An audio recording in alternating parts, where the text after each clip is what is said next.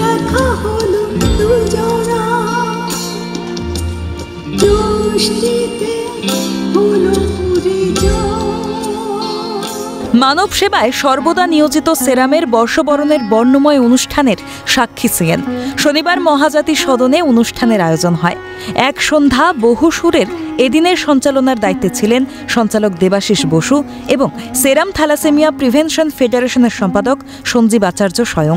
অনুষ্ঠানের বিশেষ চমক প্রধান অতিথি আরতি মুখোপাধ্যায়ের অনবদ্য কিছু সঙ্গীত পরিবেশনা। তার সুরের মূর্ছনায় মুখরিত অনুষ্ঠানে এদিনের শিল্পী ব্রহ্মতোষ চট্টোপাধ্যায়কে সেরাম থ্যালাসেমিয়া প্রিভেনশন ফেডারেশনের পক্ষ থেকে সম্বর্ধনা দেওয়া হয়। নাচে গানে জমজমাট সান্ধ্য অনুষ্ঠানের মঞ্চ মাতান আরও এক স্বনামধন্য শিল্পী রূপঙ্কর বাগচি। অনুষ্ঠানের তরফে বিশেষ সম্মান পেয়ে আপ্লুত শিল্পী আরতি মুখোপাধ্যায়। পাশাপাশি আগামীর পরিকল্পনা সম্পর্কেও জানালেন সেরাম থ্যালাসেমিয়া প্রিভেনশন ফেডারেশনের সম্পাদক সঞ্জীব আচার্য। জানালেন আগামী 8ই মে বিশ্ব থ্যালাসেমিয়া দিবস উপলক্ষে থ্যালাসেমিয়া সপ্তাহ পালন করার পরিকল্পনার কথাও। এটা দেখুন, গেয়ে এসেছি এতদিন ধরে, গানগুলো মানুষের ভালো লেগেছে, সেই জন্যই আমার মনে হচ্ছে যে ওনারা এত উত্তেজিত, আর কিছু নয়, ওনারা ভালোবেসেই এই উত্তেজনাটা প্রকাশ করছেন।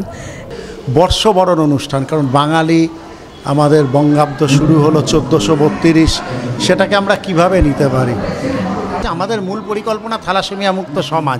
8ই মে বিশ্ব থ্যালাসেমিয়া দিবস। 8ই মে বিশ্ব থ্যালাসেমিয়া দিবসকে কেন্দ্র করে আমরা বিশ্ব থ্যালাসেমিয়া সপ্তাহ পালন হবে, তো সেইটা আমরা করব। নাচে গানে ভরপুর এদিনের অনুষ্ঠানের অন্যতম চমক ছিল প্রথিতযশা সুরকার এবং গীতিকার সলিল চৌধুরীর জন্মশতবর্ষ উদযাপন। সলিল চৌধুরীর প্রতি শ্রদ্ধা নিবেদনে এদিনের অনুষ্ঠানের অনবদ্য পরিবেশনা সলিল সাগরে। শিল্পীর গান পরিবেশন করলেন একাধিক শিল্পী। এই উপস্থাপনার নেপথ্যে পরিচালনা এবং ভাষ্যপাঠের দায়িত্বে ছিলেন সংগঠনের সম্পাদক সঞ্জীব আচার্য। বর্ষবরণের সাংস্কৃতিক অনুষ্ঠানের এক সন্ধ্যা বহু সুরের সকল শিল্পীর উপস্থিতিতে উদ্বোধন হয় সেরামের নতুন বছরের ক্যালেন্ডারও। নতুন বছরে সমাজের প্রতিটি স্তরের পাশে থাক সেরাম, পৌঁছে দিক তাদের পরিষেবা, সেই কামনাই করছে সিএন।